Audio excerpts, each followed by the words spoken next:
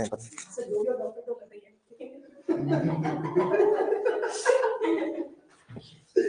चलिए स्टार्ट करते हैं। तो लास्ट क्लास में what we have discussed about section 34, 35, 36, 37।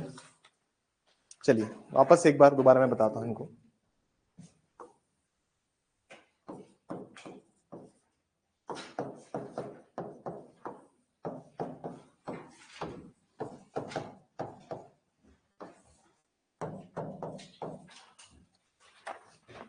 देखिए सारे सेक्शंस किस बारे में बात करते हैं। लास्ट क्लास में देखिए यहाँ से सवाल आया आरजेएस के भी मेंस में। हम सब सारे प्रोविजंस को we will discuss each and every provision, और थोड़ा सा आज की जो क्लास होगी उसको सिर्फ और सिर्फ समझाने के पॉइंट ऑफ व्यू से होगी, और मैं आज थोड़ा सा डिटेल में जाके आपको समझाऊंगा सारे टॉपिक्स, सारे पॉइंट्स। बस आज समझना और समझने के साथ साथ लिखते भी रहना।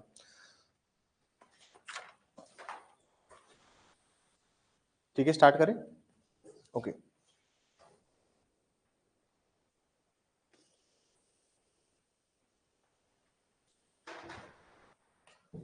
सेक्शन 34 हमने समझा था, जो बात करता है किसी भी प्रोसीडिंग को स्टॉप करने के लिए।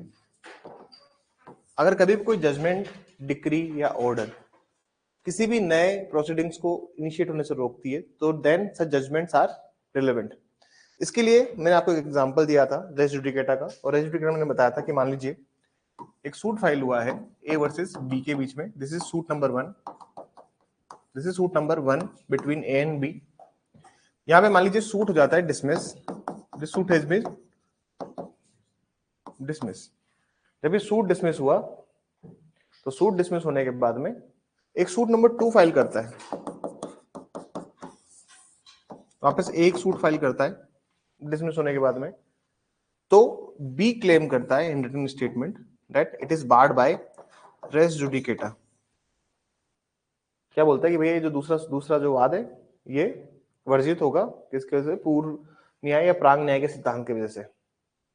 This suit has been barred by the res judicata.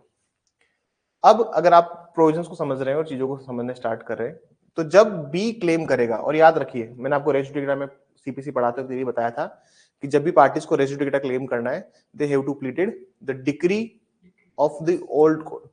और अगर आपको रिजेक्शन ऑफ प्लेंट क्लेम करना है तो आपको क्या चीज, तो आपको प्लेंट रेज करनी पड़ेगी। आपको मैंने उस सीपीसी पढ़ाते हुए अच्छे से समझाया है कि रेस जुडिकेटा आप चाहते हो कि रेस जुडिकेटा क्लेम करो, तो रेस जुडिकेटा के लिए आपको you have to raise,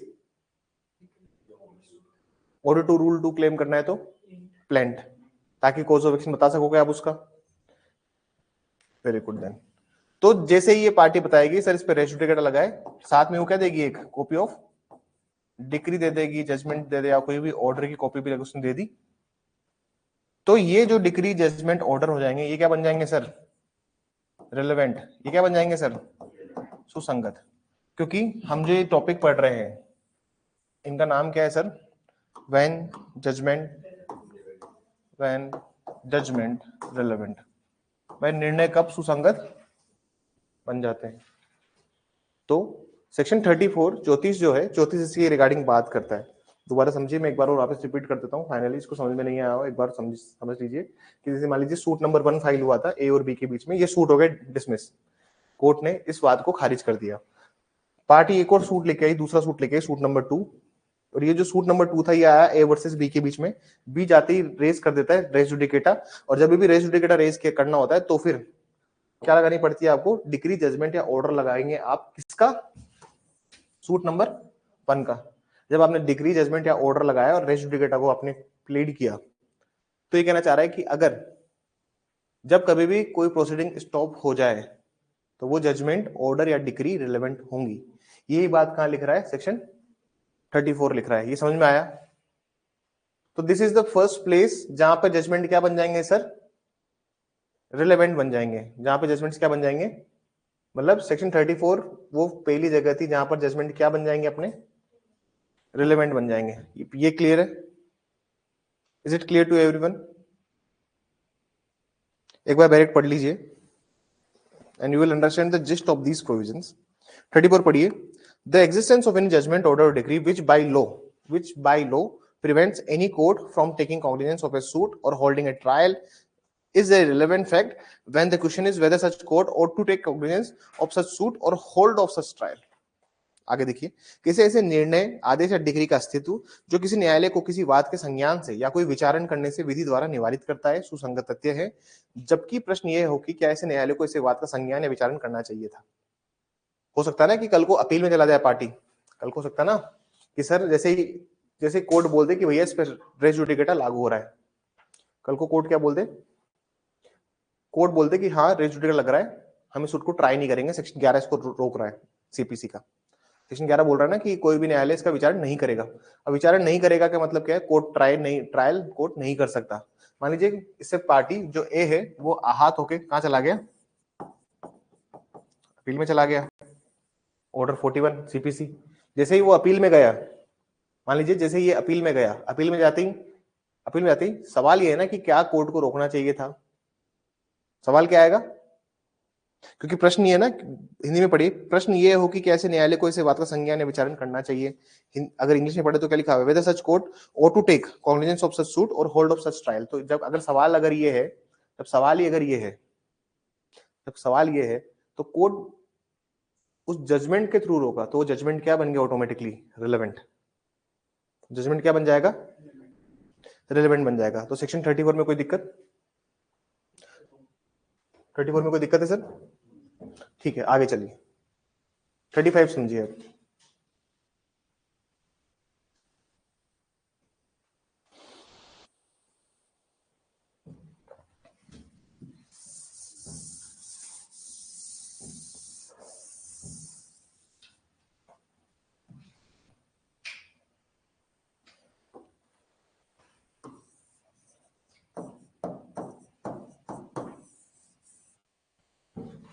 thirty five समझेंगे, एंड 35 इज वेरी इंपॉर्टेंट, इसको इंपॉर्टेंट मार्क कर लीजिए प्लीज।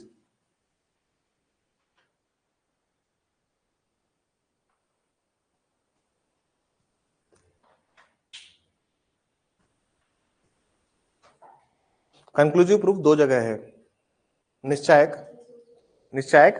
सबूत दो जगह है, 35 और 116, ये आपको बताया मैंने। तो सेक्शन 35 जो है वो है कंक्लूसिव प्रूफ, निश्चायक सबूत। कंक्लूसिव प्रूफ के ऊपर मैं पहले ही बता चुका हूँ, पहले समझा चुका हूँ कि सर कंक्लूसिव प्रूफ अगर कोई चीज है, निश्चायक सबूत में अगर कोई चीज डाल देते हैं हम, तीन चीजें क्या होती है सर, कर सकेगा, करेगा और निश्चायक सबूत। तीन तरह की उपधारणा है, may presume, shall presume, conclusive proof. This is the final and conclusive proof. Conclusive proof का मतलब होता है कि सर आप चाहो एविडेंस देना, कोर्ट मना कर देगी, हम नहीं लेंगे। आप चाहो कोर्ट को चाहते हो आप साक्ष्य देना, न्यायालय मना कर देगी, हमें साक्ष्य चाहिए ही नहीं इसके ऊपर। कंक्लूसिव प्रूफ चीजें बनती कैसे है, जब एक तथ्य दूसरे तथ्य को साबित करता है, जब एक तथ्य दूसरा तथ्य साबित होता है। 116 पढ़ लिया हमने, हमारी तरफ से खत्म हो चुका है 116। पैटर्निटी का मैंने पूरा बताया था आपको। 116 मैंने आपको ये भी बताया था कि देखिए जब सारे फैक्ट्स प्रूव हो जाएंगे कि भैया वो बच्चा पैदा हुआ है 280 दिन में फ्रॉम द मदर, और वो शादी हुई थी, एक लॉफुल वैलिड मैरिज थी, एक वैध विवाह था, उसकी वजह से वो हुआ है। तो ये सब फैक्ट जब प्रूव होंगे तो वो दूसरे तथ्य को क्या बना देंगे, कंक्लूसिव प्रूफ, निश्चायक सबूत। हमने ये टॉपिक ऑलरेडी कवर कर लिया था लास्ट प्रीवियस क्लासेस में। आज सेक्शन 35 पढ़ेंगे और सेक्शन 35 समझना, इसको समझने की कोशिश कीजिएगा। इसको बोलते हैं जजमेंट इन रेम। दो तरह के जजमेंट्स होते हैं, पहले भी मैं बता चुका हूं। जो जजमेंट आपको मिलेंगे, मतलब निर्णय जो होते हैं सर, वो दो तरह के होते हैं। एक होता है जजमेंट इन रेम और जजमेंट इन पर्सोनम। दो तरह के जजमेंट्स होते हैं, मतलब निर्णय दो तरह के मिलते हैं मार्केट में आपको। एक होते हैं जजमेंट इन रेम, एक होते हैं judgement in पर्सोनम। Judgement in rem का मतलब वो होते हैं वो निर्णय जो समस्त विश्व के विरुद्ध है, वो जजमेंट।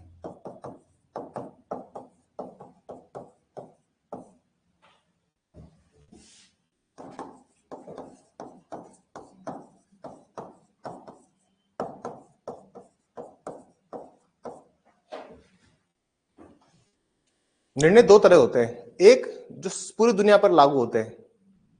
पूरी दुनिया पर क्या होते हैं सर, लागू। पहले बात करते हैं पर्सोनम की। और कंक्लूसिव प्रूफ जजमेंट जो होते हैं ना, अरे सर कभी भी कोई जजमेंट आया किसमें,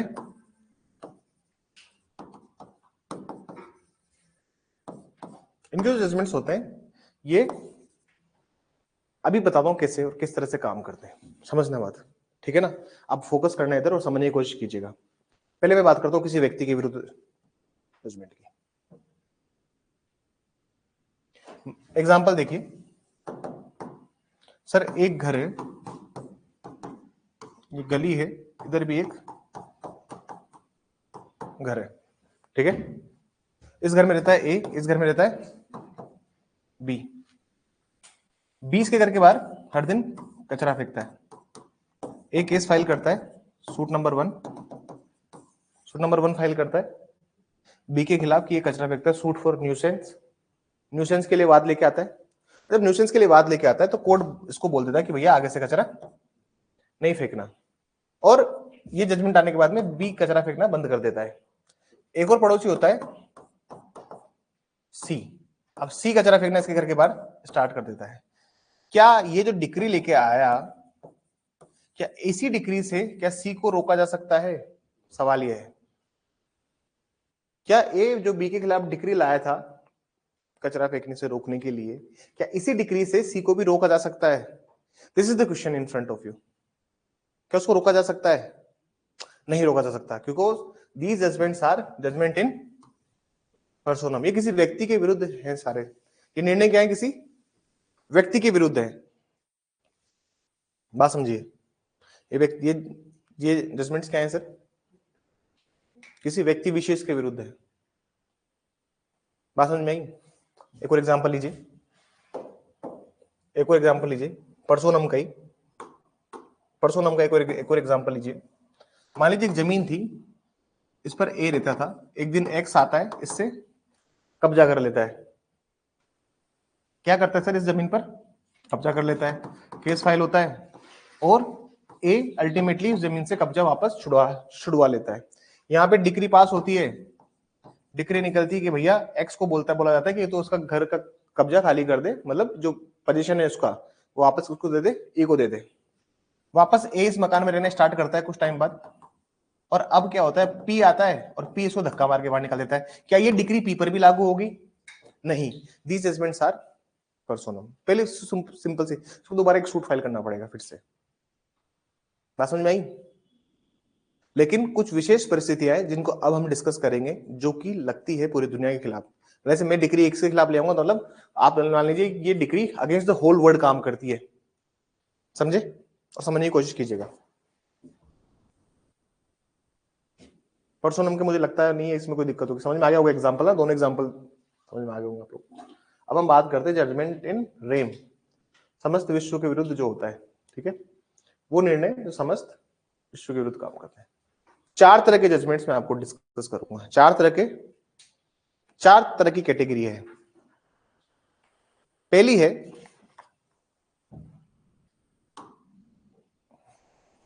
पैंतीस में, पहली कैटेगरी है सर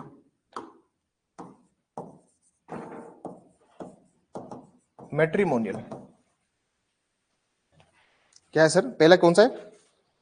मैट्रिमोनियल, विवाह विषयक।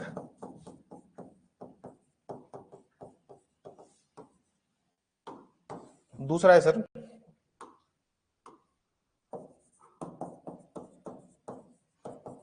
Probate.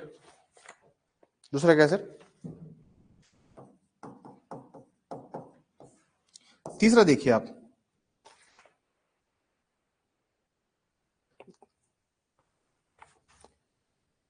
एडमिरालिटी।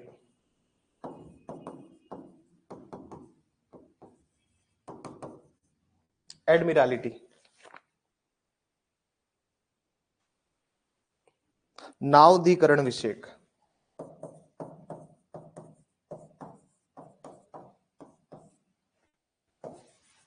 Last is insolvency. Insolvency, दिवाला विषयक।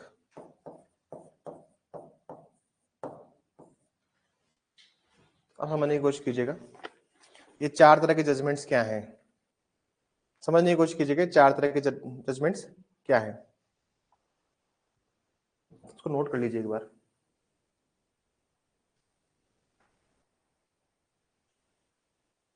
इन 4 तरह के जजमेंट्स क्या है और इन 4 तरह के जजमेंट्स को हम क्यों बोलते हैं कि ये these judgements are against, these judgements are rem. देखिए सबसे पहले मैं बात करता हूं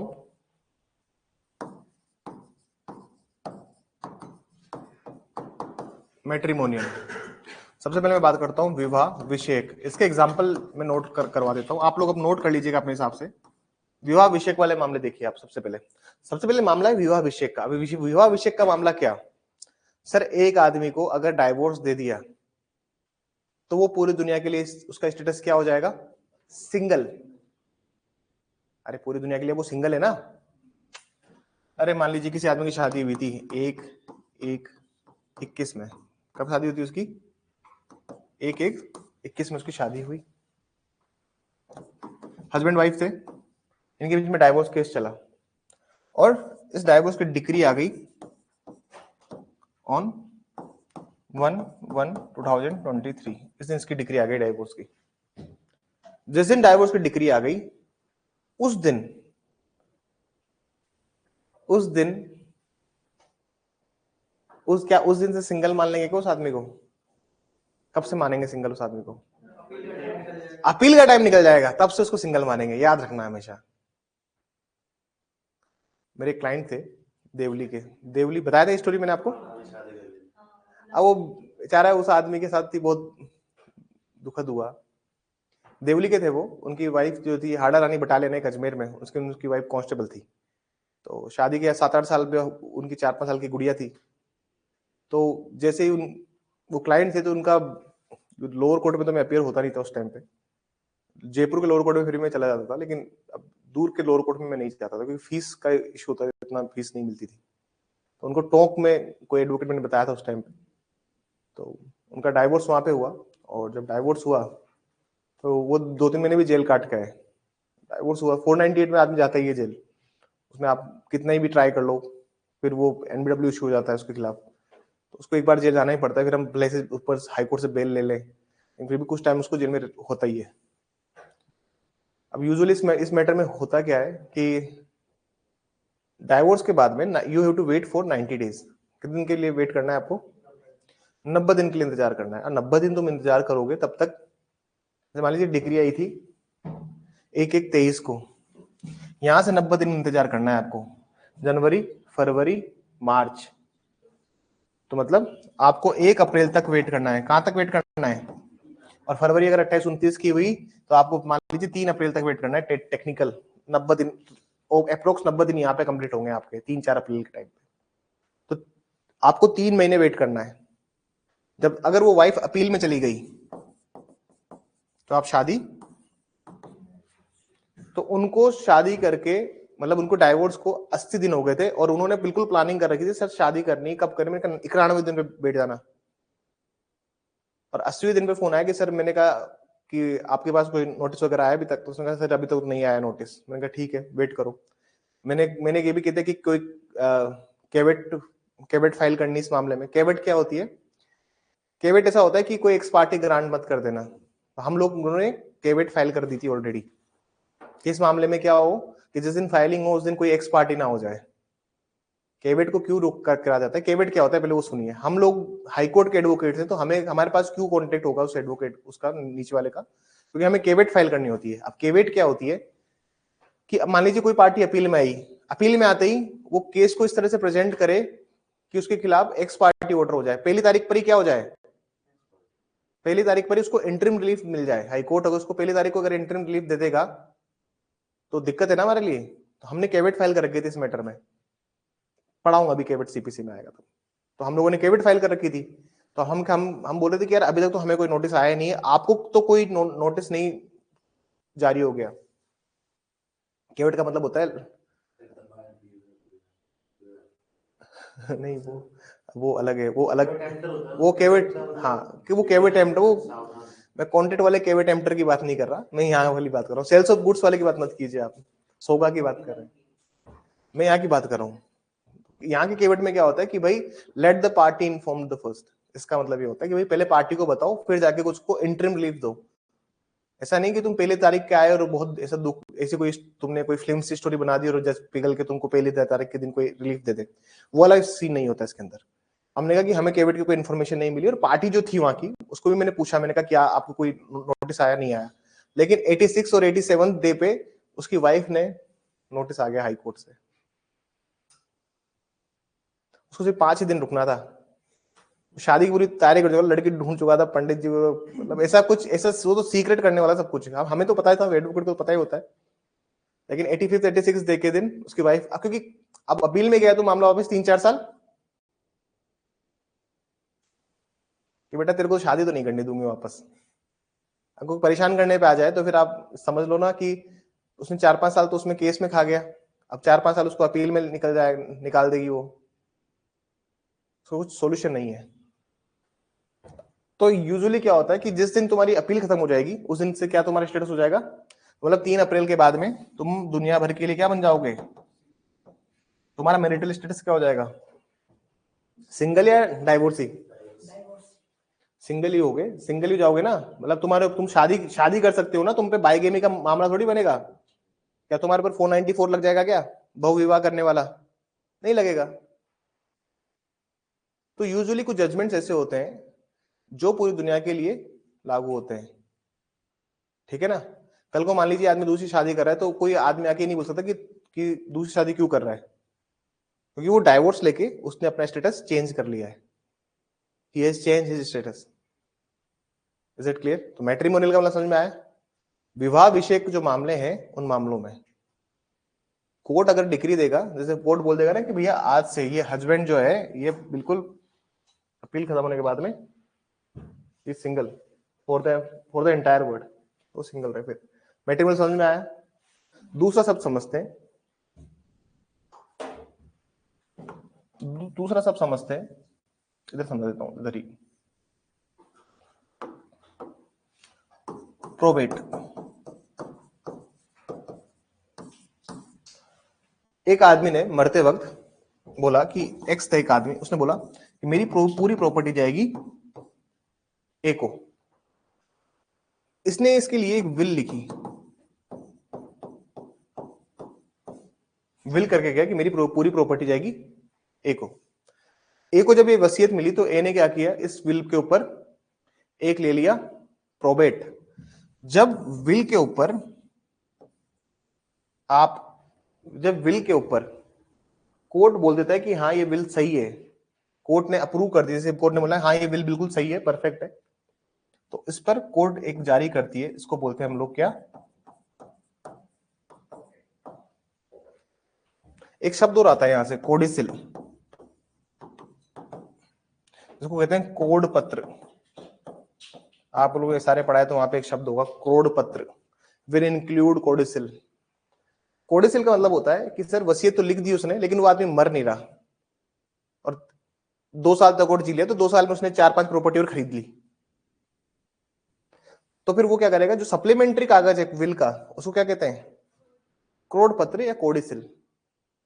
जब भी कोर्ट विल या कोडिसिल के ऊपर कंफर्म कर देती कि हाँ ये बिल्कुल सही आदमी ने बनाई है और इसी के लिए बनाई गई थी, कोर्ट क्या करेगी, उसके लिए एक प्रोबेट इशू कर देगी। क्या इशू करेगी? प्रोबेट इशू कर देती है। प्रोबेट इशू करने का मतलब होता है जिस दिन प्रोबेट आपको मिल गया उसका मतलब यह है कि उस विल को, इस वसीयत को कोई चैलेंज नहीं कर सकता मार्केट में। कोई क्या नहीं कर सकता इस विल को? इस विल को कोई चैलेंज नहीं कर सकता मार्केट में। कोई आके ये नहीं बोल सकता कि सर ये विल गलत है। बात समझ में आई कहानी? कि कोई इस विल को चैलेंज नहीं कर सकता। ऐसा नहीं कि कोई भी टॉम डिक हेरी आके बोल रहा है कि नहीं साहब ये गलत है, कोई भी XYZ पर्सन आके उठ के बोल देता है नहीं सर ये गलत है वसीयत, ऐसा नहीं होना चाहिए। अरे सर धुआं वहीं होता है जहां आग होती है, जहां पैसा होता है वहीं पे नए रिश्तेदार बनते हैं, जहां पैसा होता है ना। अभी सर कोई आदमी एक्सीडेंट में पूरे परिवार सहित निपट गया, उस जब तक वो आदमी जी रहा था किसी ने उसके मुंह उठा के नहीं देखा, लेकिन अब जब वो आदमी पूरे परिवार सहित ही कोई हादसे में निकल गया, जैसे वो आदमी निकला आगे 10 रिश्तेदार की प्रॉपर्टी हमारी है।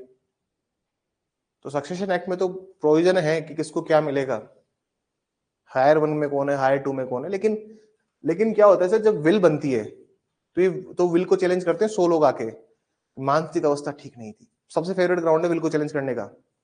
ही was not mentally capable, he was not mentally stable that time to understand the condition.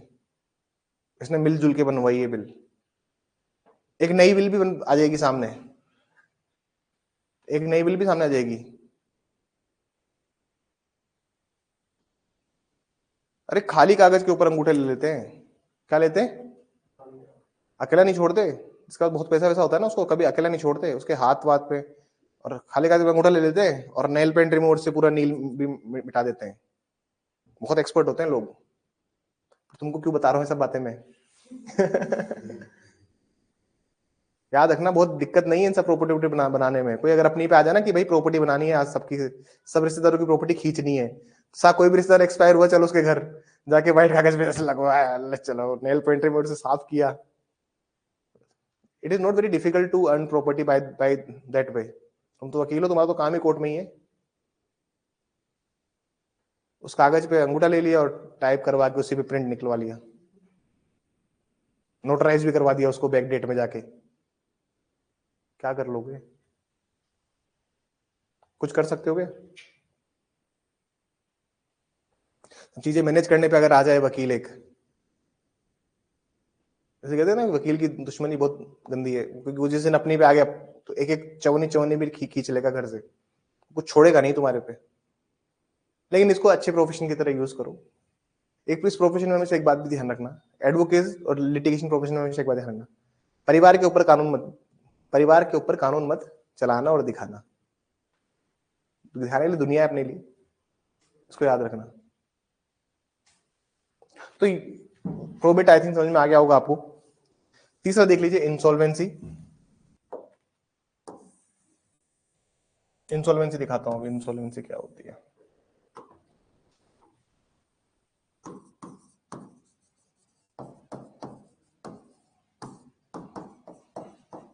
उसको बोलते हैं दिवाला। सर एक आदमी है एक्स, बहुत अमीर सेठ जी हुआ करते थे किसी टाइम पे, लेकिन ये सेठ जी हो गए गरीब। लक्ष्मी होती है चंचल, क्या होती है लक्ष्मी? चंचल रूपा है, वो कभी रुकती नहीं है, उनका मन है चंचल। तो सेठ जी अमीर थे, एक दिन गरीब हो गए, तो सेठ जब गरीब हुए तो इनके ऊपर कर्जा हो गया बहुत सारा। तो कर्जा हुआ इनके ऊपर, उनके ऊपर बहुत सारा कर्ज हुआ, तो इनके बहुत सारे देनदार हो गए, इनसे बहुत सारे लोग पैसे मांगते हैं, A B C D E F so and so for, ultimate बहुत सारे लोग इनसे पैसा मांगते हैं कि भैया पैसा दो। ये कोर्ट में चले गए। कौन से कोर्ट में चले गए सर? इंसॉल्वेंसी कोर्ट में। कहां चले गए? अब इंसॉल्वेंसी कोर्ट में जब जाते हैं तो किसी के खिलाफ केस फाइल नहीं होता है। किसके खिलाफ इंसॉल्वेंसी कोर्ट में जाके केस फाइल करोगे? करोगे क्या? डिक्लेयर कराने जाते हो। किससे डिक्लेयर करना है? सूट किसी के खिलाफ फाइल नहीं होता। इंसॉल्वेंसी कोर्ट में गए और आपने बोला कि सर डिक्लेयर कर दी जाए इंसॉल्वेंसी, और जो भी अगर पैसा मांग रहा है, जैसे बैंक पैसा मांग रहा है, तो बैंक को चाहो तो पार्टी बना दो कि सबसे मोटा जिससे पैसा है वो पार्टी बना दो। कोर्ट क्या करता है, इसको इसकी पूरी जांच वाच करके इसको डिक्लेयर कर देगा। ये भी कोर्ट देखेगा कि कहीं इसने कोर्ट आने से पहले सारी प्रॉपर्टी बेच तो नहीं डाली, कोर्ट देखेगा कि इसने कोई संपत्ति छुपाई तो नहीं है। और जैसे मान लीजिए कोर्ट ने डिक्लेयर कर दिया, इसको घोषणा कर दी कि भैया ये आदमी क्या है, इंसॉल्वेंट है, ये दिवाला है, तो फिर इसका मतलब ये होगा कि ये ए के लिए भी दिवाला है, बी के लिए भी, सी के लिए भी, डी ई एफ सबके लिए क्या है, ये इंसॉल्वेंट है। दुनिया में कोई इससे पैसा ना मांगे। इंसॉल्वेंट को बहुत सारे अधिकार नहीं होते हैं, वोट करने का अधिकार नहीं होता इंसॉल्वेंट को, चुनाव में खड़ा होने का अधिकार नहीं होता, पता है आप लोगों को ये बातें? वोटिंग का भी राइट नहीं होता। तो तुम क्या कहोगे, नहीं करेंगे वोट, जाओ क्या कर लिया जी वोट करके इतने सालों से? उसके कोई राइट, फिर उसको राइट नहीं मिलते कुछ भी, क्योंकि डेमोक्रेटिक राइट्स वगैरह नहीं है उसको। फिर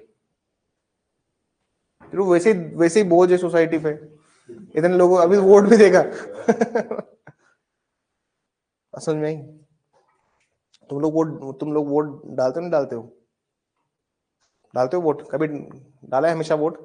वोट डाला करो। डाल दिया आपने? हारा जीता? हार गए क्या? अब आप जीता हारा? चलिए,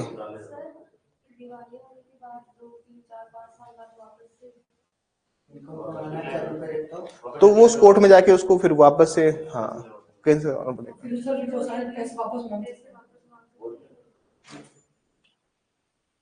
इंसॉल्वेंसी कोड पढ़ना पड़ेगा आपको, इंसॉल्वेंसी एक्ट पढ़ना पड़ेगा आप उसके लिए। हाँ, हमें जितना पढ़ना है उतना देख लो ना बस। इंसॉल्वेंसी कोड में प्रैक्टिस करी नहीं ना मैंने, करी होती तो मैं पक्का बताता आपको क्या होता है। चलिए फोर्थ पॉइंट देखिए, the last and the foremost point is admiralty, नौकाविहार।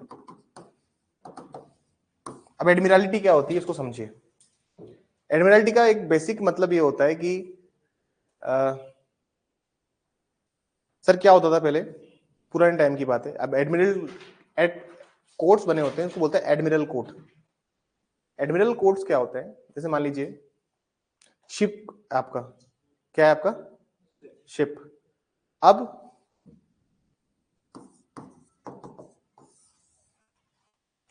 आपके शिप को ए लेके, आप हो एक्स, शिप है एक्स का, इसको ए लेके गया, इसने ए से केस फाइल किया और केस जीते, ठीक है। अब वापस आपके शिप को बी लेके गया, तो जो डिक्री आई ना यहाँ पे, ये डिक्री सेम किसके ऊपर भी लागू होगी? बी के ऊपर भी। एडमिरल्टी कोर्ट्स जो होते हैं, ये कोर्ट्स बने इसी पर्पज से कि बार बार लिटिगेशन में ना अटके, क्योंकि देखो नाव शिप वगैरह सब कहां चलेगी? समुद्र में व्यापार होता है भाई, इससे तुम्हारा व्यापार इंपैक्ट नहीं होना चाहिए। क्या नहीं होना चाहिए इससे इंपैक्ट? व्यापार। एडमिरल्टी कोर्ट्स जो होते हैं, एडमिरल्टी कोर्ट्स के जो भी जजमेंट्स आ रहे हैं, वो भी सब सारे जजमेंट्स क्या है सर? सारे भी राइट इन रहम है, वो भी सब हर व्यक्ति के विरुद्ध है, जो समस्त व्यक्ति है।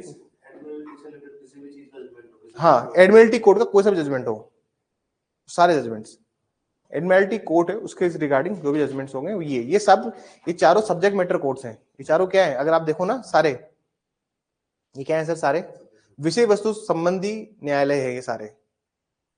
देखो इंसॉल्वेंसी कोर्ट होता है, मैट्रिमोनियल कोर्ट होता है, प्रोबेट का भी कोर्ट होता है, इसका एक एडीजे कोर्ट होता है, एडीजे कोर्ट होता है प्रोबेट का। लेकिन आती कितनी है probate?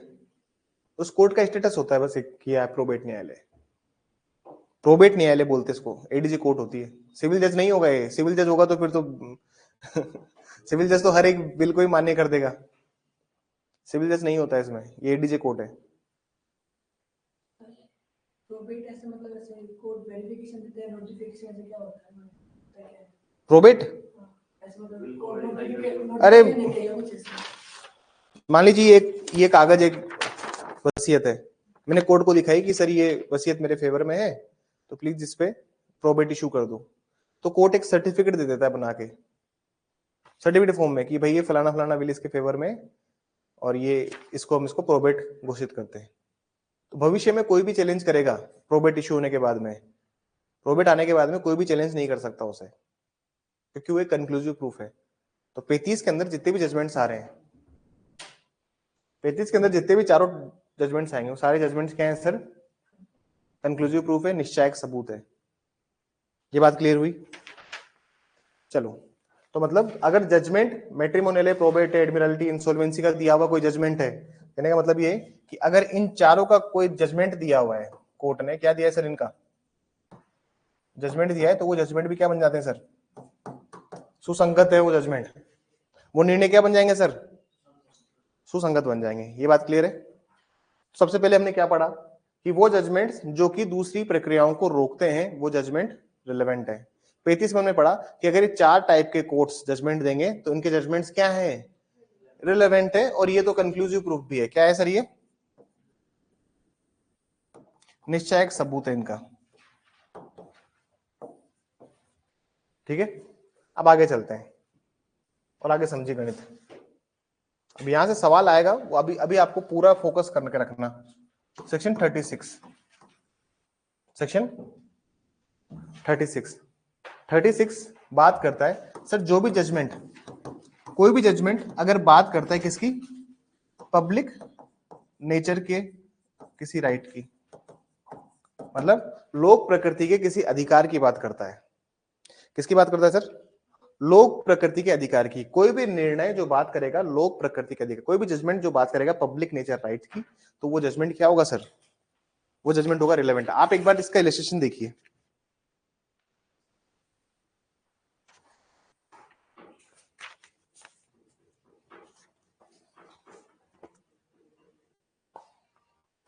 A sues B for the trespass of his land. A, B alleges the existence of public right way over the land, which A denies. The existence of a decree in the favor of the defendant in a suit A against C for the trespasser on the same land in which C alleges the existence of the same right is relevant, but it is not conclusive proof that the way of it exists. Hindi में पढ़िए से, क अपनी भूमि पर अतिचार के लिए ख पर बात लाता है। समझने की कोशिश कीजिएगा। सर ए क्या करता है, बी पर एक सूट लेके आता है। ये क्या करता है सर? बी पर एक सूट लेके आता है कि भैया सूट, और सूट किस चीज का है कि इसने मेरी जमीन पर क्या किया है सर? इसने मेरी जमीन पर ट्रेस पास किया है। भैया ये मेरी जमीन थी, ये जमीन किसकी थी? एक ही जमीन थी, और मेरी जमीन के बीच में से निकल रहा है, ये ट्रेस पास कर रहा है, ये यहां से क्या कर रहा है? अतिचार। अरे कोई रास्ता नहीं, तुम उसके घर के बीच में से निकलोगे, क्या लग जाएगा? ट्रेस पास लग जाएगा, अतिचार का केस बनेगा, बन जाएगा ना। तुम्हारा कोई खेत है, उसमें से कोई रोज रोज ट्रैक्टर लेके सीधा निकलता है, तो तुम करोगे ही सही। ऐसे कैसे? आगे बढ़िए। B alleges the existence of a public right way over the land which it denies. इस केस में ये बोल रहा है सर कि जो मैं यहां से निकल रहा हूं ना सर, इस वाले रास्ते से, ये एक वे है। ये क्या है सर? ये एक रास्ता है जहां से मैं निकल रहा हूं। क्या बोल रहा है कि यहाँ पे existence of public right way over the land, मतलब यहाँ पे क्या है? पब्लिक राइट है इस रास्ते के ऊपर। आगे वो बोलता है, और इसको इसी बात को ये कहता है कि भाई ये रास्ता था, इसमें निकल रहा हूं, लेकिन ए इस बात को मना कर देता है। आगे बढ़िए। The existence of a decree in the favour of the defendant in a suit by A against C. Decree in the favor of the defendant in a suit by the A against C on the same land in which C alleges the existence of the same right of the way is relevant. इसके पहले एक और case file हुआ था। इसके पहले क्या था सर? एक और इस केस के पहले एक और केस फाइल हुआ था, उसमें इसने सी के ऊपर केस फाइल किया था, लेकिन उसमें क्या था सर? उस केस में जो डिक्री थी किसके फेवर में आई? सी के फेवर में, और कोर्ट ने बोला कि भैया ये रास्ता ही है। तो कहने का मतलब ये कि ये जो सूट नंबर 1 था, जो पहले फाइल हुआ था ए वर्सेस सी में, जहां पे डिक्री दी थी और सी को बोला था कि हाँ ये पब्लिक वे है, तो ये जो यहाँ पे डिक्री आई पहले वाले सूट में, और उसको बोला सी भी इस रास्ते से निकल के गया था। एक बार ऐसा हुआ कि सी भी इस रास्ते से निकला पहले, तो उसने ए ने वैसे सेम सूट फाइल कर दिया। कोर्ट ने बोला कि नहीं ये रास्ता है। अब वहां से बी निकल रहा है, तो उसने बी के ऊपर सूट फाइल कर दिया। तो ये जो डिक्री है ना सर, ये डिक्री रिलेवेंट है यहाँ पे। क्योंकि ये डिक्री क्यों रिलेवेंट है? क्योंकि ये जो डिक्री है ये डील करती है किससे? पब्लिक नेचर के राइट से। कहानी समझ में आई? अरे सर एक रास्ता था, उसमें से पहले सी निकल के गया। उसमें से कौन निकल के गया? सी। ए ने केस फाइल किया, सी ने वहां पे बोला था कि सर ये रास्ता है, तो कोर्ट ने डिक्री दे दी कि हाँ भाई ये रास्ता है। अब उसी रास्ते से बी निकला, तो ए ने फिर से बी के ऊपर केस फाइल कर दिया। तो बी बोल रहा है कि भाई ये रास्ता है, और ये जो डिक्री है ना सर, ये डिक्री रिलेवेंट है। ये डिक्री कंक्लूसिव प्रूफ नहीं है। यहां जो डिक्री है वो क्या नहीं है? मतलब अगर आप डिफरेंसेस देखेंगे सेक्शन 35 और 36 में, अगर आप सेक्शन 35 में और 36 में डिफरेंस देखोगे, तो 35 में तो जो 4 टाइप के कोर्ट्स हैं ये कंक्लूसिव प्रूफ होते हैं इनके दिए हुए जजमेंट। लेकिन 36 के अंदर जो राइट है वो कौन सा है? पब्लिक नेचर का है, लेकिन judgment are not conclusive proof. निश्चय सबूत नहीं है यहाँ के निर्णय। ये बात समझ में आई? यहाँ की डिग्री कंक्लूसिव प्रूफ नहीं है, क्योंकि आदमी दिखा दो पुरानी डिग्री रहा है ना, और देखा जाए देखा जाए टेक्निकली तो ये सेक्शन किसमें, ये किसमें फॉल कर रहा है, ये सेक्शन उसमें भी फॉल करता है। हाँ 34, क्योंकि स्टॉप कर रहा है ना प्रोसीडिंग सर, आगे की प्रोसीडिंग तो स्टॉप कर रहा है। देखा जाए तो वहां पे भी फॉल कर रहा है, लेकिन इसके लिए इन्होंने एक सेपरेट प्रोविजन बनाया है जो पब्लिक नेचर की बात करता है। किसकी बात करता है? तो सर हमें समझ में आ गया कि भैया जजमेंट जो होते हैं, जजमेंट कब रिलेवेंट होते हैं सर? एक तो 34 में होते हैं स्टॉप प्रोसीडिंग करने के लिए, दूसरा वो जजमेंट जो 4 तरह के कोर्ट दे रहे हैं, ये जजमेंट रिलेवेंट है। एक वो जजमेंट जो कि पब्लिक नेचर के रिगार्डिंग डील करते हैं, वो जजमेंट रिलेवेंट है। ये बात समझ में आई? अब 43 समझे, 43 का 37 समझेंगे प्लीज। 37 से आया इस बार आरजीएस का क्वेश्चन, मेंस का, इसका इलस्ट्रेशन 37 में आई है। 37 क्या कहता है? 37 कहता है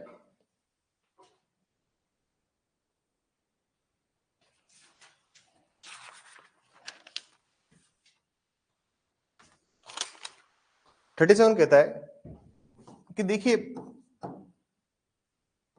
34, 35 और 36 के अलावा तो जजमेंट रिलेवेंट होंगे नहीं। क्या बोलता है? 34, 35 और 36 के अलावा रिलेवेंट तो होंगे नहीं, बाकी और जजमेंट रिलेवेंट नहीं होंगे। रिलेवेंट किसके होंगे? सिर्फ 34 के, 35 के और 36 के। लेकिन जजमेंट और भी रिलेवेंट हो सकते हैं, जजमेंट और भी रिलेवेंट हो सकते हैं अगर वो डील करते हैं किससे? फैक्ट इन इशू से या फिर रिलेवेंट फैक्ट से। अगर जजमेंट डील करते हैं फैक्ट इन इश्यू से या रिलेवेंट फैक्ट से, फैक्ट इन इश्यू से या रिलेवेंट फैक्ट से, मतलब वो बोलता है कि सर विवादक तथ्यों से अगर जुड़े हुए हैं, किससे जुड़े हुए हैं? विवादक तथ्य या फिर सुसंगत तथ्यों से अगर जुड़े हुए हैं,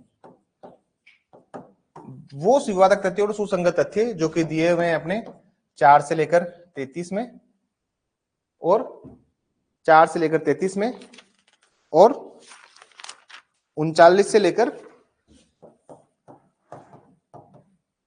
अगर यहां पे वो लिंक कर देते हैं कहीं पे तो वो जजमेंट रिलेवेंट है। इनके इलस्ट्रेशन समझेंगे, these are very tough illustrations. अब ध्यान देना, अरे रेस डुप्लीकेट स्टॉप करेगा तो फिर ये कंक्लूसिव प्रूफ क्यों नहीं है? चलिए रेस डुप्लीकेट स्टॉप करेगा तो फिर तेजी आपके सवाल को मैं डिस्कस करूंगा थोड़ी देर बाद में ना, सबसे लास्ट में लूंगा आपका ये सवाल। अब देखिए ये कह रहा है कि 34, 35, 36 के अलावा तो और तो होंगे नहीं, लेकिन अगर वो डील करते हैं fact in issue relevant fact के साथ में इन सेक्शंस के अंदर। इन सेक्शन के अंदर मतलब क्या सर? अगर आप रिलेवेंसी की बात करोगे तो रिलेवेंसी कहां से कहां तक है? 4 से, ये सारे सेक्शंस किससे डील करते हैं? सुसंगत जितनी भी धाराएं हैं वो सब यहाँ पे 4 से 50 में। तो 4 से 50 में आप सारी धाराएं हैं, तो इसमें से बीच की धारा हटा दो, 34, 35, 36, 37, 38 वो हटा दिया आपने, तो 4 से 33 और 39 से 50। यहाँ पे एक चीज क्या हो जाएगी? सुसंगत हो जाएगी। इलस्ट्रेशन देखेंगे एक बार, डायरेक्ट थोड़ा सा रीड कर लीजिए इसमें। 37 में एक बार डायरेक्ट रीड कीजिए, 37 में आइए प्लीज, डायरेक्ट रीड करेंगे थोड़ा सा। जजमेंट्स और order decree other than those mentioned in 34, 35, 36 are irrelevant. मतलब 34, 35, 36 के साथ में अगर के अलावा अगर कहीं दिया हुआ है तो वो जजमेंट क्या हो जाएंगे सर? इररिलेवेंट है, विसंगत है। Unless the existence of judgment or decree or fact in issue is relevant under some other provisions of this अधिनियम। some other provisions कौन से हैं? यही है सारे some other provisions, हिंदी में पढ़िए। धारा 34, 35, 36 में वर्णित से भिन्न निर्णय आदेश या डिक्री विसंगत है जब तक कि ऐसे निर्णय आदेश या डिक्री का अस्तित्व विवादक तथ्य ना हो या वह इस अधिनियम के किसी अन्य उपबंध के अंतर्गत सुसंगत ना हो। तो जब तक तो सर वो relevant fact in issue relevant fact से डील ना करे और जब तक जो अन्य उपबंध इस अधिनियम के, the other provisions of this अधिनियम के साथ वो डील ना करती तब तक नहीं होंगे। तो रेलेवेंसी के प्रोविजंस कहां से कहां तक है? 4 से 50। तो बीच वाले प्रोविजन हटा दो, 34, 35, 36, 37, 38 उनको हटा दिया आपने, और फिर बाकी प्रोविजन अगर वहां पे वो लिंक होता है तो फिर वो चीज रिलेवेंट बन जाएगी। आप देखिए इसका इलस्ट्रेशन नंबर 1। अब इसका इलस्ट्रेशन समझना स्टार्ट करेंगे।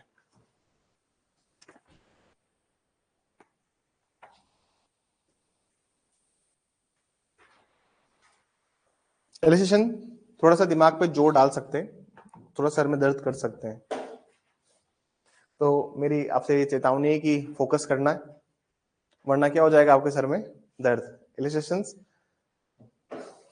जो साल लोग 8-8 साल 5-5 साल 6 साल 7-7 साल से तैयारी कर रहे हैं, उनको भी ये नहीं आते, उनको भी ये।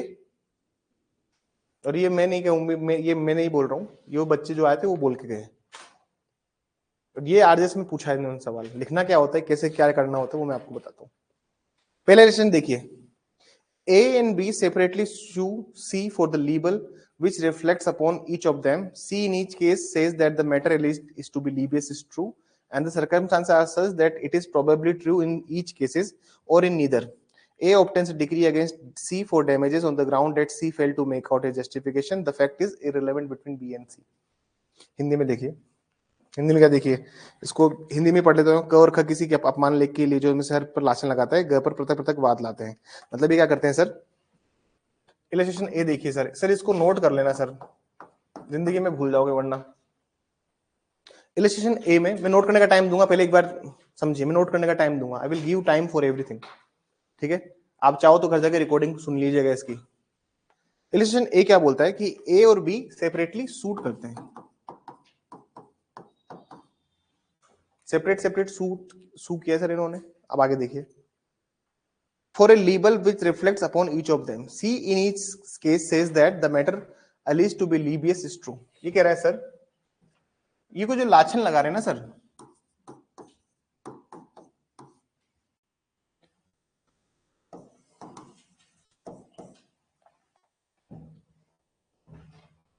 डिफेमेशन दो तरह का होता है, एक होता है लीबल, एक होता है स्लेंडर।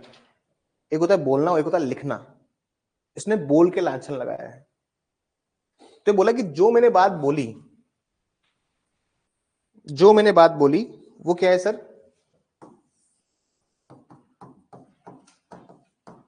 वो क्या है सर, सर डिफेमेशन का केस नहीं बनता अगर कई हुई बात क्या होती है, सच होती है। तो सच बोलोगे तो कोई डिफेमेशन का केस नहीं बनेगा। ये तो कि ये लोग करते हैं ना स्टिंग ऑपरेशन, ये ऑपरेशन वो ऑपरेशन। आप सोचो किसी को स्टिंग ऑपरेशन किया है तो फिर उसके ऊपर तो फिर डिफेमेशन का केस बनना चाहिए, लेकिन सच्चाई दिखाई है तो कहीं का डिफेमेशन का केस, बात समझ में आई। तो सी क्या डिफेंस ले रहा है दोनों मामलों में, सी दोनों मामलों में एक ही बात बोल रहा है कि भाई मैंने सच तुम्हारे लिए जो भी बोला है सच बोला है, and the circumstances are such that is probably true in each cases. और परिस्थिति भी ऐसी है कि हर परिस्थिति में उसको ये बोल रहा है कि हाँ भाई उसने सच ही बोला होगा, और इन नीदर, परिस्थिति ऐसी है या तो उसने सच बोला है या फिर उसने बिल्कुल ही, मतलब कोई कंक्लूसिवली कोई बात पता नहीं लग रही है, मतलब कोई निश्चित बात नहीं है, कोई बात क्या हो रखी है केस में, वो कह रहा है कि सच्चाई है। सर्कमस्टांसेस कुछ ऐसे बता, परिस्थिति कुछ ऐसी बता रही है, या तो उसने पूरी तरह से सच बोला है या फिर पूरी तरह से झूठ बोला है। आगे देखिए, A obtains a decree against C for the damages. अब जो केस नंबर 1 था, इस केस में क्या होता है सर, ए को क्या मिल जाती है, ए को क्या मिल जाती है सर, डिक्री मिल जाती है। ए को क्या मिल जाती है सर इस केस में, decree. C failed to make out a justification. The fact is irrelevant between B and C. Sir A को जो डिक्री मिली है, क्या ये डिक्री का इस्तेमाल B अपने केस में कर सकता है, सवाल ये है।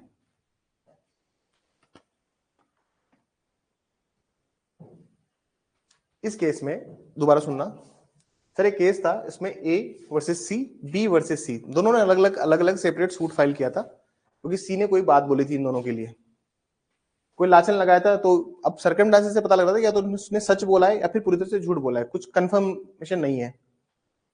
लेकिन फिर भी ए क्या करता है, डिक्री ले आता है कोर्ट से। क्या ये डिक्री जो आई है, क्या ये डिक्री बी सी के अगेंस्ट यूज कर सकता है, सवाल ये है। नहीं कर सकता है तो बच्चे रट लेते हैं कि इररिलेवेंट लिखा है, इररिलेवेंट ही इसका ऑप्शंस में एमसीक्यू में जाएगा, ये तो रट लेते हैं। लेकिन मेंस में क्या करना है, मेंस में क्या करना है, this is the question, this is the question. Mains में कैसे लिखे इस आंसर्स को। प्री में तो आदमी क्या करता है सर, रट लेता है कि हाँ भाई साहब इसमें क्या लिखना है, इररिलेवेंट। मेंस में क्या करना है, देखिए वहां दिक्कत आती है। आंसर सिंपल सा है सर इसका, आंसर क्या है सर इसका, सिंपल सा। जजमेंट रिलेवेंट क्यों नहीं है, जजमेंट रिलेवेंट क्यों नहीं है सर, पहली बात तो ये क्या स्टॉप प्रोसीडिंग करने के लिए हो रहा है वो? तो क्या इलस्ट्रेशन ए पर सेक्शन 40 लगेगा? नहीं। क्या ये चारों टाइप का जजमेंट्स में से कुछ है? तो ये भी नहीं। क्या पब्लिक नेचर की बात कर रहा है क्या? क्या डिफेमेशन कोई पब्लिक नेचर की बात है क्या? तो मतलब इलस्ट्रेशन ए पर 36 भी नहीं। 37 की बात करो। क्या 37 की बात में क्या फैक्ट इन इश्यू और इररिलेवेंट फैक्ट से मिलता जुलता है? उसका केस अलग है, इसका केस अलग है। स्टेटमेंट ए के आदमी ने बोला है। क्या 37 लग रहा है? नहीं, 37 में नहीं लग रहा है सर। इसलिए सर ये क्या बन गया जजमेंट? इसलिए वो जजमेंट क्या बना? इररिलेवेंट। इसलिए वो जजमेंट विसंगत बना। लिखा है वो तो हमें भी पता है कि इररिलेवेंट है, लेकिन क्यों इररिलेवेंट है? क्योंकि न तो वो 34 में गया, ना वो 35 में गया, ना वो 36 में गया, ना वो 37 में गया। दैट्स व्हाई द जजमेंट, जो डिक्री उसको मिली है सी के अगेंस्ट ए को, वो डिक्री बी यूज नहीं कर सकता, क्योंकि वो चारों में फॉल नहीं करता। अगर वो फॉल करता तो होती रिलेवेंट। समझ में आया कि कैसे इनको समझना है? अरे समझ में आया, नहीं समझ में आया? ऑनलाइन वाले बच्चे कुछ बताइए।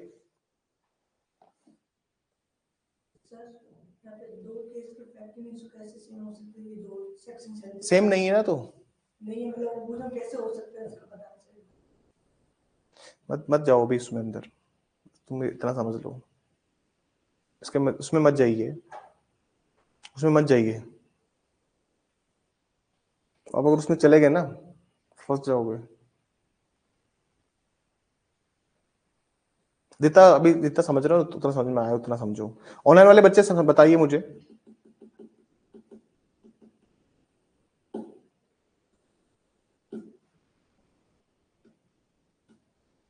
एक बच्चे का मैसेज आया बस। तो थोड़ा कंफ्यूजन है क्योंकि ये तो इलस्ट्रेशन ऑफ सेक्शन 12 से ही कॉन्ट्राडिक्टरी है।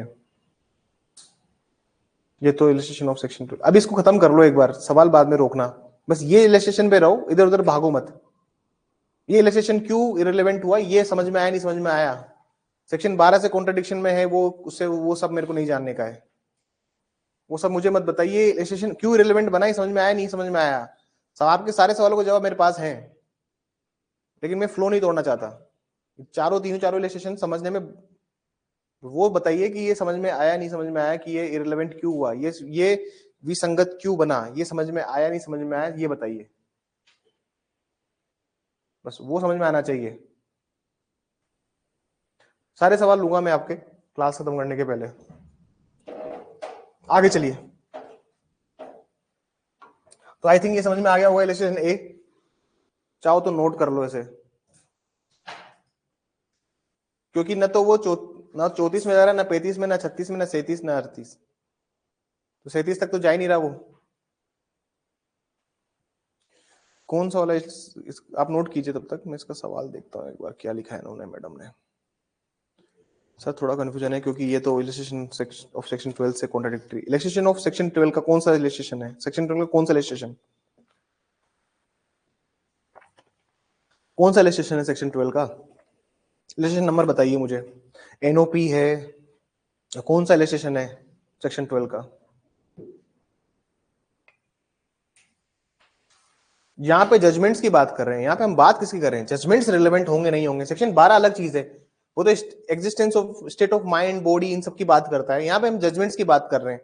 दो चीजों में कंफ्यूजन मत कीजिए। आप एक आम को अमरूद से कंपेयर मत कीजिए।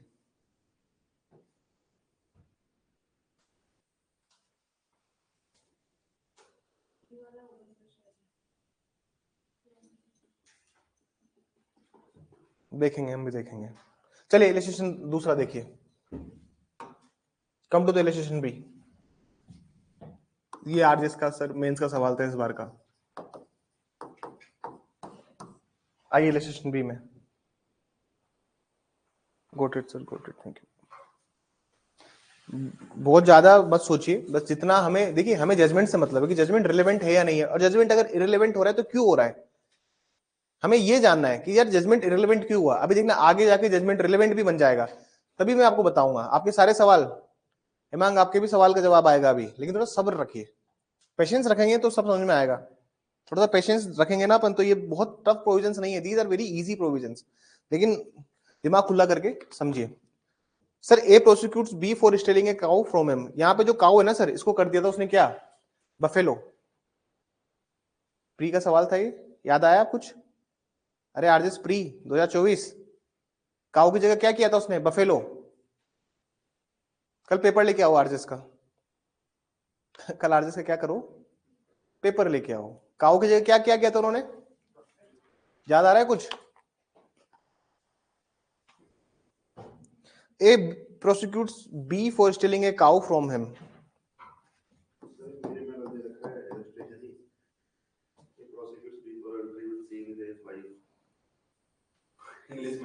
क्योंकि एडल्ट्री हटा दिया ना अब, अरे एडल्ट्री हटा चुके हैं इसलिए उस रिलेशनशिप को हटा दिया है अब। अरे पहले एक एडल्ट्री का वाला इलिस्ट्रेशन था यहाँ पे। कौन सा प्रकाशन है आपका? हाँ, तो कानून वालों ने चेंज नहीं किया कुछ, ये इलिस्ट्रेशन हट चुका है क्योंकि एडल्ट्री था ना इसमें। सर हिंदी में तो इसका गायका दे दिया और इंग्लिश में वो एडल्ट्री दे दिया, तो कुछ कुछ मिस्टेक है कानून प्रकाशन में।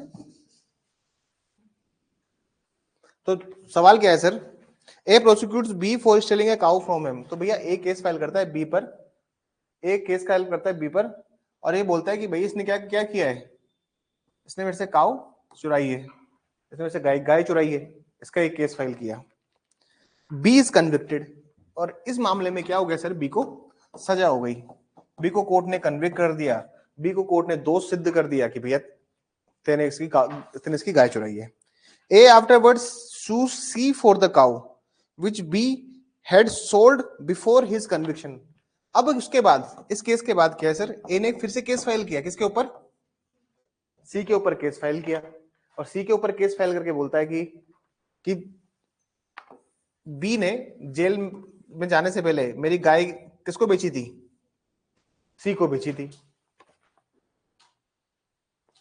As between A and C the judgment against B is irrelevant. ये कहना चाह रहा है कि भैया यहां पे जो जजमेंट आया ना, जिस जजमेंट से इसको क्या किया सर, कन्विक्ट, ये जजमेंट इस मामले में क्या बन जाएगा, इररिलेवेंट, विसंगत है। और विसंगत क्यों है सर, इसका मतलब मैं आपको बताता हूं। सर इसके ऊपर केस किया है किसका, चोरी का, थेफ्ट का, ठीक है। इसके ऊपर जो केस फाइल किया है सी के ऊपर, इसके ऊपर फाइल किया है केस, इसके ऊपर केस फाइल किया है रिसीविंग स्टोलन प्रॉपर्टी, चुराई गई संपत्ति को प्राप्त करने का इसके ऊपर आरोप लगा है। 411 412 आईपीसी का इसके ऊपर धाराएं लगी, इसके ऊपर लगी 379 की धारा। बात समझना, दोबारा समझिए कि सर ए और बी के बीच में केस था, फोकस कीजिएगा इधर तभी समझ में आएगा। सर ए और बी के बीच में केस था, इसका आरोप यह था कि भाई इसने हमारी गाय चुराई है, इसने गाय की चोरी करी है, तो कोर्ट ने इसको जजमेंट देके कन्विक्ट कर दिया, दोष सिद्ध कर दिया। फिर ए एक और केस फाइल करता है क्योंकि बी ने इसकी गाय चुरा के किसको बेची थी, सी को बेची थी। अब ए चाहता है कि ये जो जजमेंट आया है जिससे बी को कन्विक्ट किया है, ये जजमेंट यहां पे दिखाऊं मैं और इसको रिलेवेंट बनाऊं। अरे भाई मामला ही अलग अलग है, गाय चुराना अलग है और उसको प्राप्त करना अलग है। क्या क्या उसने प्राप्त करी है भाई, रिसीविंग स्टोलन प्रॉपर्टी तो अलग अलग चीज है ना, उसके उसके तो उसके एलिमेंट्स अलग है, वो फैक्ट इश्यू अलग है, उसका रिलेवेंट फैक्ट अलग है। क्या सेम फैक्ट इश्यू है, क्या बी ने और सी ने सेम काम किया है क्या? आप पूछ रहे थे ना सर फैक्टिन इशू क्या होता है, फैक्टिन इशू का एक एग्जांपल दो जहां सेम हो। मान लीजिए दोनों ने अगर साथ साथ चुराई होती और ये भाग गया होता, तो मान लीजिए ए और मान लीजिए अगर ऐसा होता कि भैया बी और सी ने साथ साथ गाय चुराई थी इसकी, लेकिन जब ट्रायल चल रहा था तो सी भगोड़ा हो गया था, एब्सकॉन्ड कर चुका था। अब कल को अगर वो आता वापस, कल को उसको ढूंढ के ले आते, तो वो जजमेंट रिलेवेंट हो सकता था, क्योंकि दोनों का क्या है सर, दोनों का फैक्ट इन इशू सेम है, दोनों का विवादक तथ्य क्या है सर, एक है। अब आगे एग्जांपल कि sir fact in issue same होगा, उसका एग्जांपल दो, तो ये सेम एग्जांपल, लेकिन यहां पे सेम है क्या सर दोनों का, एक ने गाय चुराई, एक ने चुराई हुई संपत्ति प्राप्त करी, दोनों सेम कैसे, एक ने थेफ्ट किया, एक ने स्टोलन प्रॉपर्टी रिसीव की है, क्या दोनों सेम है? इसलिए जजमेंट रिलेवेंट नहीं है। चलो इसको भी देखा जाए। इलस्ट्रेशन बी, क्या भैया प्रोसीडिंग स्टॉप करने के लिए बोल रहा है क्या 34 से? नहीं। क्या 35 में चारों टाइप के कोर्ट से आएगा जजमेंट? नहीं। क्या पब्लिक नेचर का कोई है क्या? नहीं। क्या 34 35 अलावा के कहीं इसमें फॉल हो रहा है क्या? नहीं। तो सर वो जजमेंट क्या बन गया है? इररिलेवेंट। बात समझ में आई? आंसर को किस तरह से लिखोगे कि जजमेंट इररिलेवेंट क्यों बना? सवाल ये है कि जजमेंट तुम्हारे जो भी दोस्त पढ़ रहे होंगे उनसे एक बार पूछ लेना कि भाई ये जजमेंट इररिलेवेंट क्यों बना, क्योंकि इसका जवाब कोई नहीं दे पाता। ये सवाल पूछते हैं मेंस में, तो मेंस में पूछा होगा बफेलो करके या फिर प्री में पूछा होगा, देख लेना मेंस में सवाल आया है इस बार। सी देखिए, इलेक्शन बी में दिक्कत कोई? और भी बच्चों से पूछता हूं, मीनू मुरली दिक्कत है इलेक्शन ए और बी में कोई दिक्कत हो तो बताओ। हमें सिर्फ यहाँ पे ये देखना है कि जजमेंट इररिलेवेंट क्यों बना, ये निर्णय विसंगत क्यों बना। क्योंकि प्री में तो तुम लोग टिक मार दोगे रट्टा मार के भी कि भैया काय चुराई थी, जजमेंट हमेशा क्या होगा? इररिलेवेंट होगा। पर क्यों होगा? मेंस में तो क्यों का जवाब लिखना पड़ता ना भैया। मुझे प्री में कोई पूछेगा क्या कि तूने क्यों लिखा है, इस पे टिक क्यों लगाया, तो तू कहेगा कि भाई बैरेक्ट में है इसलिए लगाया। मैंने लिखी नो सर। नहीं समझ में आया? नहीं समझ में आया तो इस क्लास को दोबारा लेना। जिसको समझ में नहीं आया इस क्लास को क्या करना, क्योंकि इससे वेरी टफ नहीं है लेकिन थोड़ा सा कंसेप्चुअल है। टफ है क्या? But it is very conceptual. एक बार दोबारा लेना, क्योंकि 40 से आपको स्टार्ट करना पड़ेगा वापस। कहां से स्टार्ट करना पड़ेगा? 40 से क्या 34 से स्टार्ट करना पड़ेगा। 34 समझो, 35 समझो, 36 समझो, 37 पे जब आओगे तब तुम्हें पीछे की चीजें समझ में आएगी। इसको नहीं समझ में आया तो कोई बात नहीं, क्लास दोबारा लेना, दोबारा समझ में आ जाएगी चीज।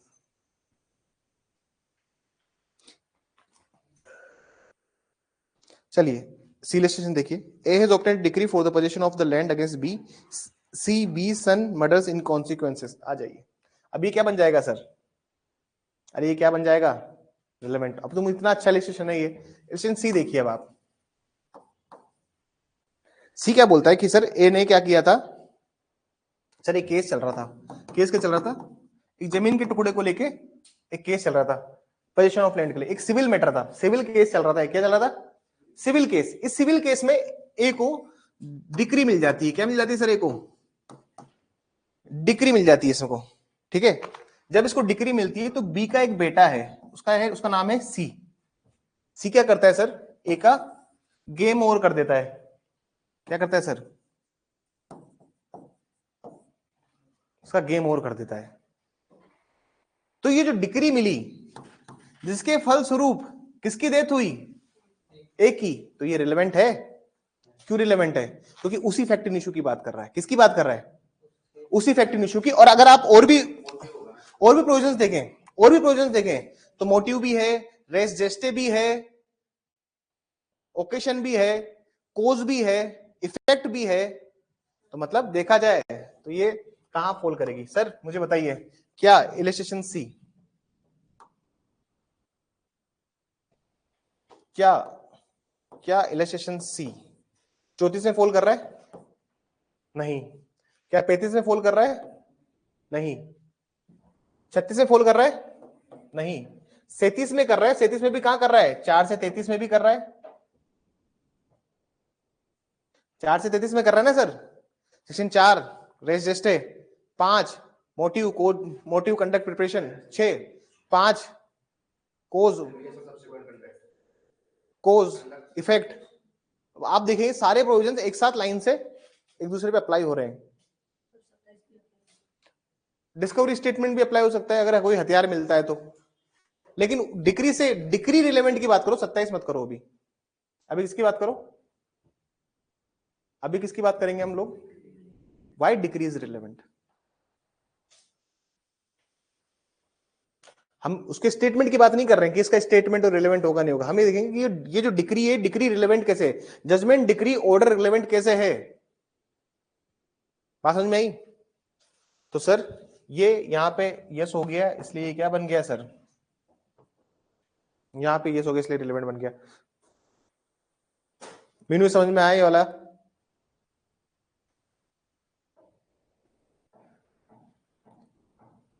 मुरली आप भी बताइए,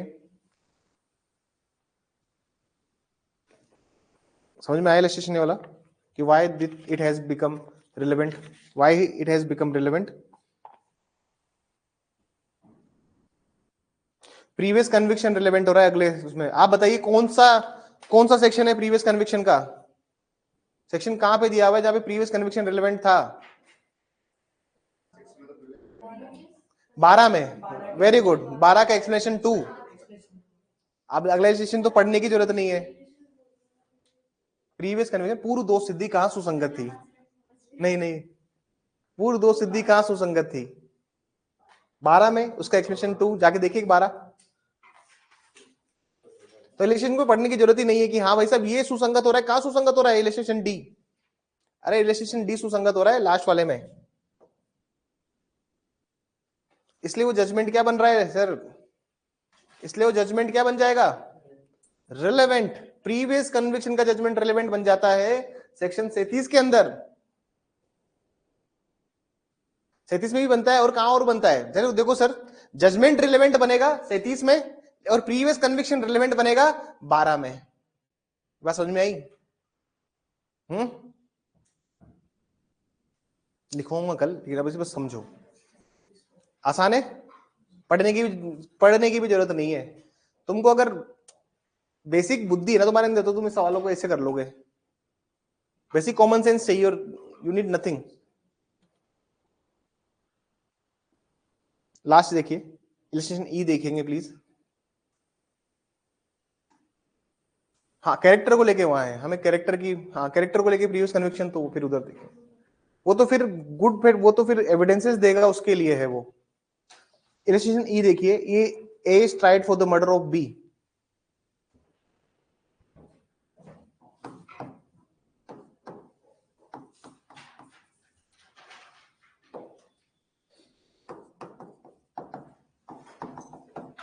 केस है स्टेट वर्सेस ए, क्योंकि ए ने क्या किया है सर? ए ने क्या किया है सर? बी का। इसलिए अब क्रिमिनल मामले में तो स्टेट आगे आता है ना सर। स्टेट प्रोसिक्यूशन कौन होता है? अब्यूजन कौन है? राज्य। तो स्टेट वर्सेस ए। तो इस A is tried for the murder of B. The fact that B prosecuted A for libel and that was convicted and sentenced is relevant. अब सर ऐसा है, B ने A को क्या दिलाई थी? सर B ने A को क्या दिलाई थी? सजा। एक डिफेमेशन का मैटर में B ने A को क्या दिलाई थी सर? सजा दिलाई थी। सजा दिलाई थी, इसलिए A को क्या मिल गया सर? मोटिव, उसको हेतु मिल गया मारने का। अरे सर बी ने ए को सजा दिलाई किसी मामले में, जैसे ही ये जेल से बाहर आया, इसने आते ही सबसे पहले क्या किया?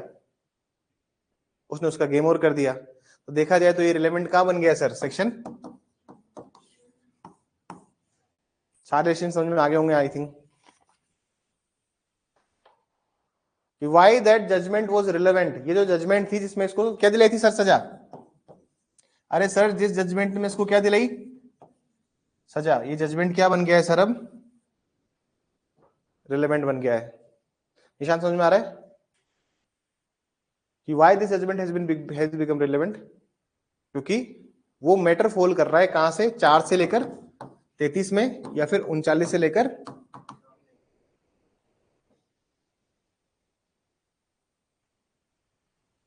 समझ में आगे चारों, ये चारों पांचों लिस्टेशन में दिक्कत।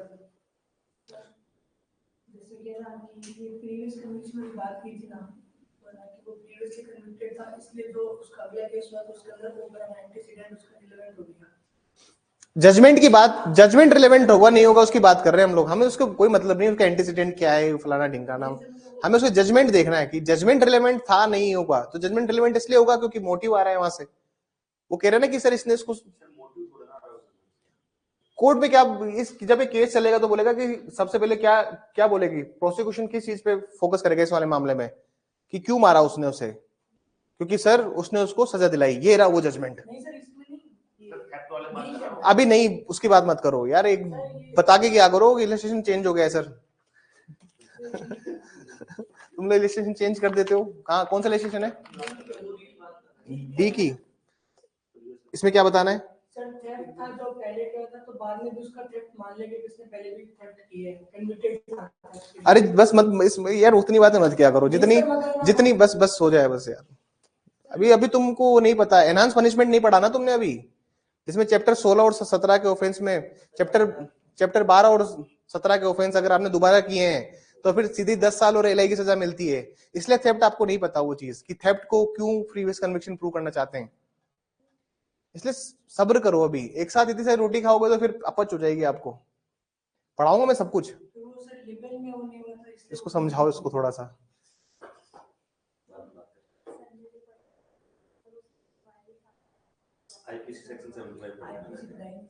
तो फिर चुप हो जाओ, फिर नहीं पढ़ा तो।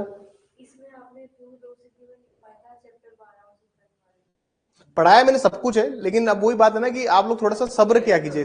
थेफ्ट के मामले में क्यों प्रीवियस कन्विक्शन पे ध्यान दिया जा रहा है? क्योंकि अगर आपने एक बार चोरी करी और दोबारा चोरी करी, सीधा फिर 10 ईयर और एलआई में चले जाते हो।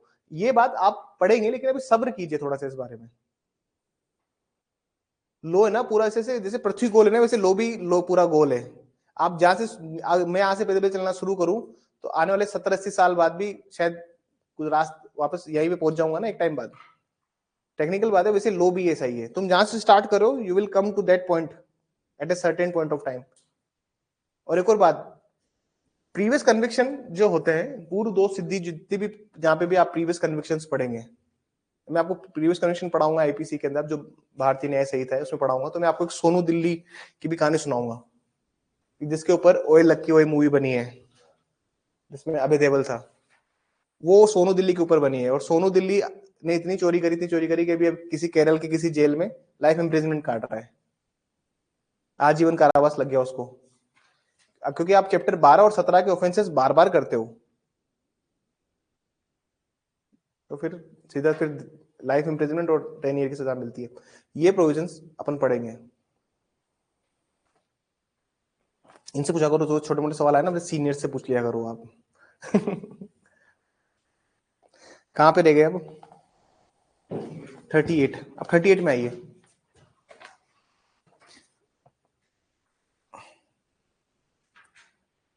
एक और जगह सर जजमेंट रिलेवेंट हो जाते हैं, जैसे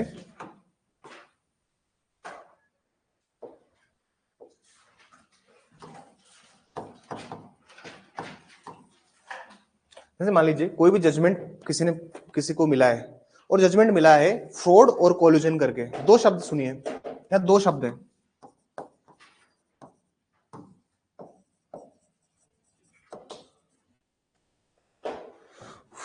फ्रॉड और कोल्यूजन। यहां पे दो शब्द है, फ्रॉड और कोल्यूजन, कपट या दुस्संधि।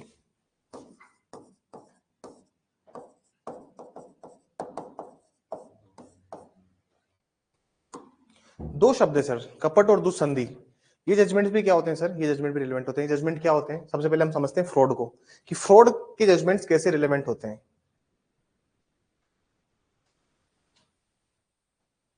फ्रॉड के जजमेंट रिलेवेंट कैसे होते हैं, समझने की कोशिश कीजिएगा। जैसे मान लीजिए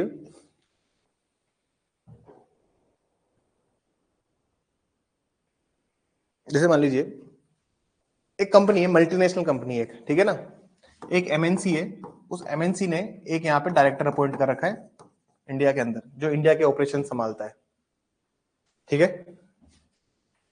अभी जो एमएनसी का डायरेक्टर है, इसने क्या किया सर?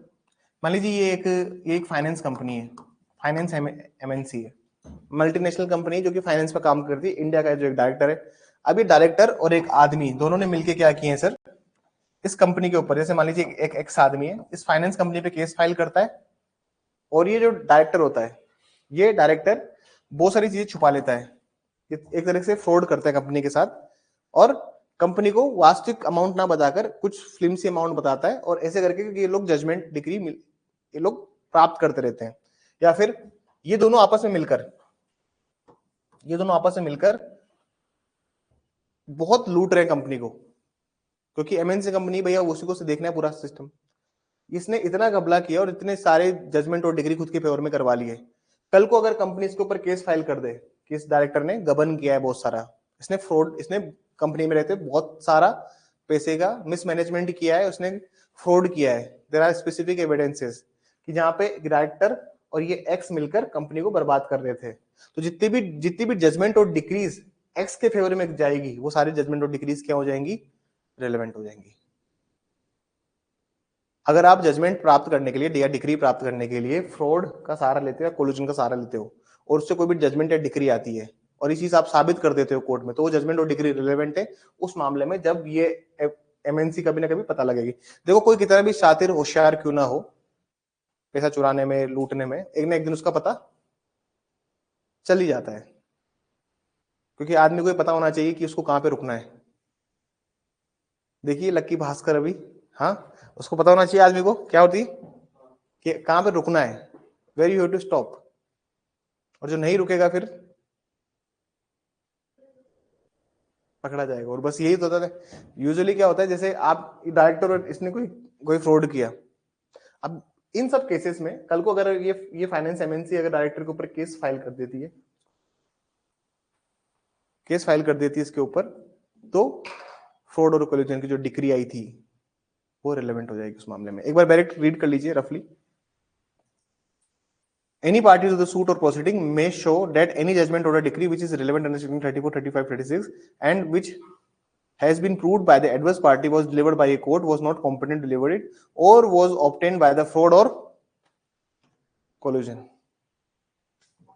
कोई कोर्ट कॉम्पिटेंट नहीं है, कॉम्पिटेंसी नहीं है, सक्षमता नहीं है, तो सक्षमता किस मामले में नहीं होती है? सक्षमता के अंदर क्या कौन कौन से कोर्ट्स आते हैं? Pecuniary and subject matter. Pecuniary and subject matter. अगर किसी कोर्ट के पास सब्जेक्ट मैटर जुरिडिक्शन नहीं था, किसी कोर्ट के पास में पिक्यूनरी जुरिडिक्शन नहीं था, किसी के पास में वित्तीय संबंधी अधिकारिता नहीं थी, किसी कोर्ट के पास में विषय वस्तु संबंधी अधिकारिता नहीं थी, और उसने अगर कोई जजमेंट दिया है तो जजमेंट भी कहां पे यहाँ पे आके क्या बन जाएगा? रिलेवेंट बन जाएगा। ठीक है, कल लिखवाऊंगा मैं इसको समझ में नहीं आई आज की क्लास थोड़ी सी, तो प्लीज वापस जाके रिवाइज कीजिएगा, और नहीं आएगी तो मैं कल वापस से एक बार रफली बता दूंगा, पूरा दोबारा समझा दूंगा इनिशियली, लेकिन प्लीज जाके एक बार रिवाइज कीजिएगा। और आज का लेक्चर थोड़ा सा टफ था, लेकिन समझ में आया होगा कि जजमेंट कब रिलेवेंट होते हैं।